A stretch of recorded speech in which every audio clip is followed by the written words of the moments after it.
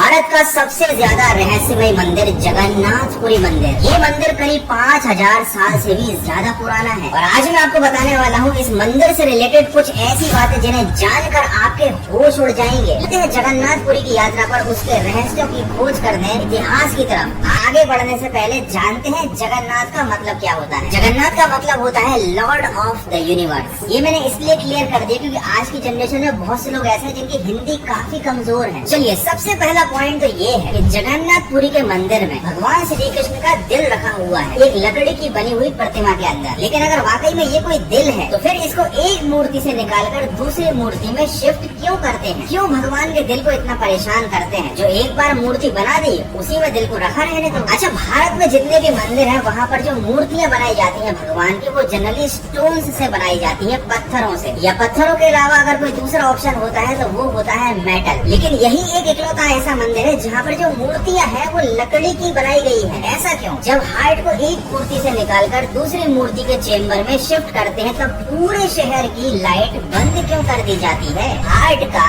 Light से क्या relation है? इवन ये तो एक हार्ट ट्रांसप्लांट प्रोसेस है ना, तो यहाँ पर तो और लाइट रहनी चाहिए ताकि कोई गलती ना हो जाए अंधेरे में। लेकिन यहाँ तो उल्टा ही होता है, यहाँ तो पूरी लाइट बंद कर देते हैं। पुजारी अपनी आंखों पर पट्टी बांध लेता है, हाथ में ग्लव्स पहन लेता है। जिस चेम्बर में ये प्रोसेस होती है जहाँ पुजारी एक मूर्ति से निकालकर भगवान श्री कृष्ण के दिल को दूसरी मूर्ति में रखता है, वहाँ पर तो घुप अंधेरा होता ही है, पूरे शहर में अंधेरा होता है। अच्छा मुझे बताओ साइंटिफिकली क्या ये पॉसिबल है कि 5000 साल तक किसी भी एक दिल को प्रिजर्व करके रखा जा सके, वो भी बिना किसी एडवांस टेक्नोलॉजी के एक लकड़ी की?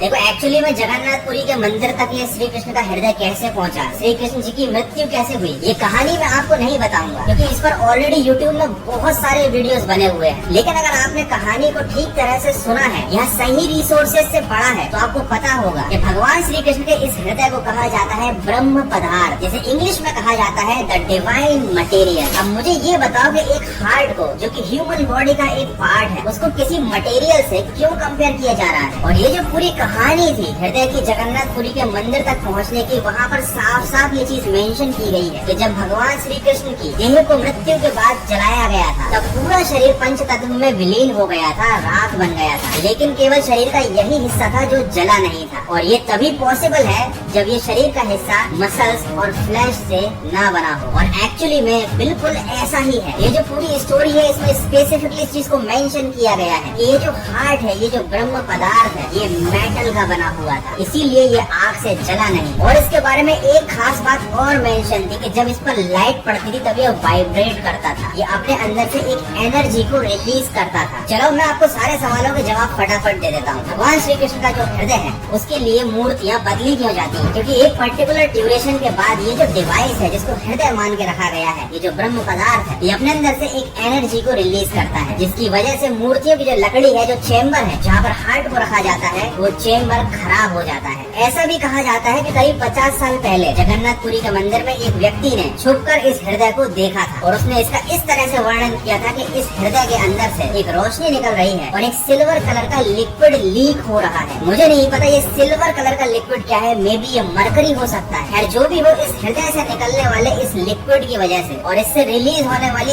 एनर्जी की वजह से जो आइडल का हार्ट चेम्बर है वो खराब हो जाता है और इसलिए उसको बदलना पड़ता है। ये डिवाइस करीब 5000 साल से लगातार विदाउट एनी एक्सटर्नल इनपुट के चल रही है, ये धड़क रही है। क्योंकि जब मंदिर के पुजारी आंखें बंद कर इसको ट्रांसफर करते हैं तो उनको ऐसा फील होता है जैसे कि उनके हाथ में खरगोश रखा हुआ। ये डिवाइस जो है ये धड़क रही है, ये वाइब्रेट कर रही है और जब इस पर लाइट पड़ती है, गलती से छोटी सी भी लाइट पड़ती है तो ये एक्टिवेट हो सकती है। इसीलिए पूरे शहर की लाइट काट दी जाती है। या मे बी ये भी पॉसिबल है कि इससे निकलने वाली एनर्जी की वजह से हमारा जो इलेक्ट्रिसिटी का सिस्टम है उसमें कहीं इंटरफेरेंस क्रिएट हो जाता हो। क्योंकि ये जो हार्ट बदलने की प्रथा है ये तब से चल रही है जब भारत में बिजली आई ही नहीं थी। तब तो लोग दिए बुझा देते होंगे, लेकिन इलेक्ट्रिसिटी आने के बाद जब पहली बार इस हार्ट को शिफ्ट किया गया होगा तब कुछ तो ऐसी घटना घटी होगी जिसने इस मंदिर की अथॉरिटी को ये सोचने पर मजबूर किया कि लाइट बंद करना जरूरी है। और अब आप मुझे बताइए कि एक हार्ट किसी इलेक्ट्रिकल सिस्टम को डिस्टर्ब कैसे कर सकता है? या तारों में बहने वाली बिजली की वजह से किसी हृदय पर क्या ही असर पड़ जाएगा? अगर आप एक इंजीनियरिंग इंजीनियरिंग स्टूडेंट्स और अगर आपने इलेक्ट्रिसिटी के बारे में थोड़ी पढ़ाई की है तो आप बहुत अच्छे से जानते होंगे कि जो भी इलेक्ट्रिकल डिवाइसेस होती हैं उनके चारों तरफ इलेक्ट्रोमैग्नेटिक फील्ड होती है और दो